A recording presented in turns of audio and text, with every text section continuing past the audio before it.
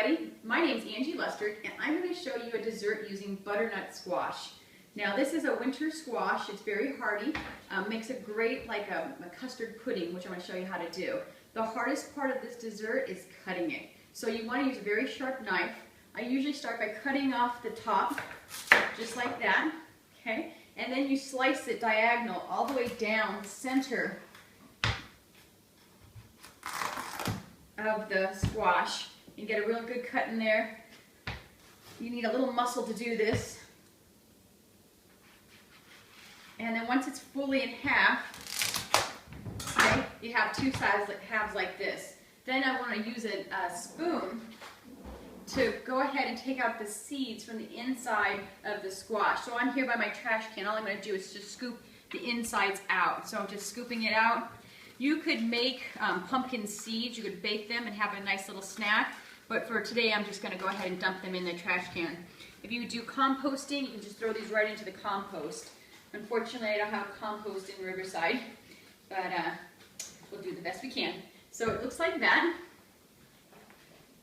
Okay, just use your spoon, pull it out, makes a little circle hole in there. And then what we're going to do is just going to bake it in the oven once the seeds are out. Okay, so it looks like that. So I'm going to grab my cookie sheet. I line mine with foil just so it's easier and clean up, so I can just take the foil and throw it away. So you just put those two right there right on the cookie sheet, and I use my little mini oven. You could use a full oven as well, but this is nice and convenient. I throw it in here, I have it at 375. I'm going to change the temperature, the time for 45 minutes because this takes a long time to cook. So I'm going to go ahead and set the timer, start it up, and I'll see you when it's done cooking. Alright, I'm back. And so I just cooked my butternut squash. It took about an hour at 375.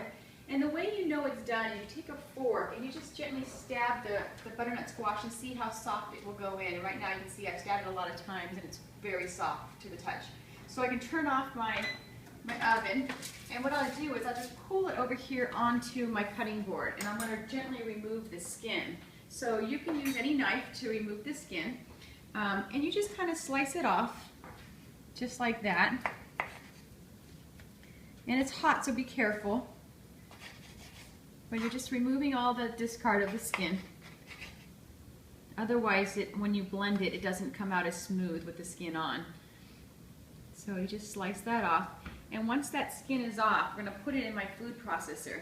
You could use a Vitamix or anything else that blends food really easily. So you can see the steam coming off of here. Okay, so it's going to look like that. Let me just make sure I got all the skin. Oh, I didn't.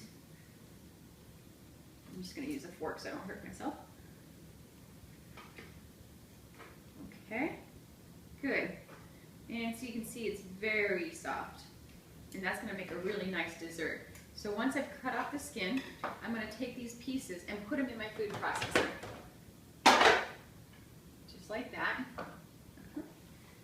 Just like that. Okay.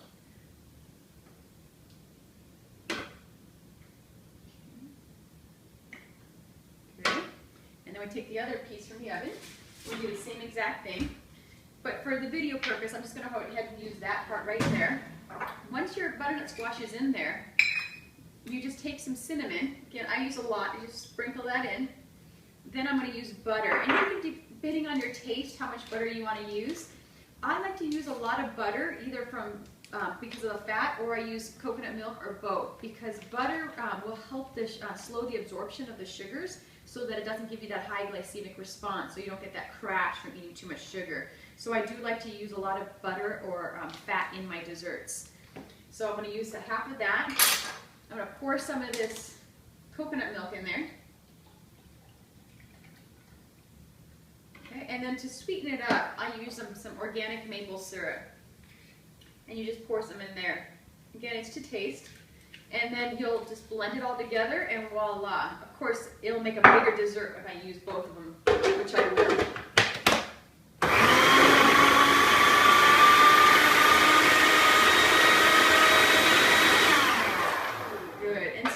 The texture should be creamy like pudding, so it's going to be just like that. You can serve it in a ramekin, so when you pour it out,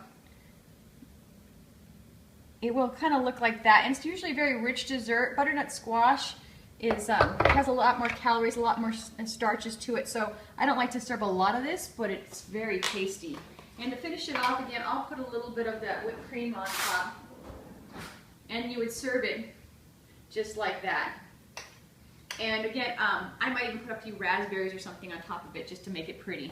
And that's how you would serve it to your guests. And it's absolutely delicious. I'll see you next time. My name is Angie Lustrick.